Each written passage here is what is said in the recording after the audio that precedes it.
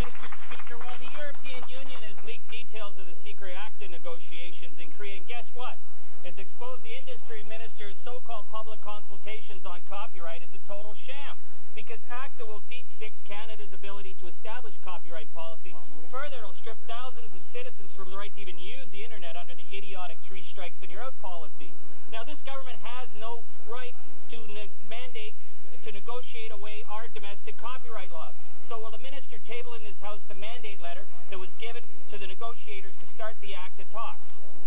The Honourable Minister of Industry. In fact, Mr. Speaker, despite the Honourable Member's fear-mongering, the Government of Canada has not adhered to or agreed to anything in the ACTA negotiations. The ACTA negotiations are, in fact, subservient to any legislation that is put forward in this House. Mr. Speaker, in good faith, myself and my colleague, the Honourable Minister of Heritage, went out, talked to the people of Canada, talked to stakeholders about a future copyright bill, and we are proud of the fact that we have had that consultation because we got some good ideas, even from some NDPers.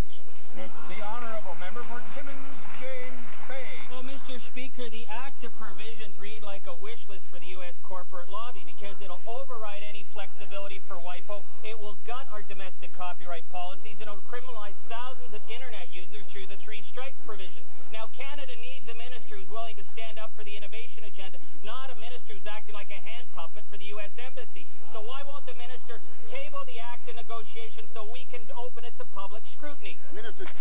The Honourable Minister of Industry. Speaker, if he wants to read more about it, he can go to Michael Geist's website. The fact of the matter is, Mr. Speaker, anything that goes on in ACTA is completely subservient to what we as parliamentarians decide on this issue.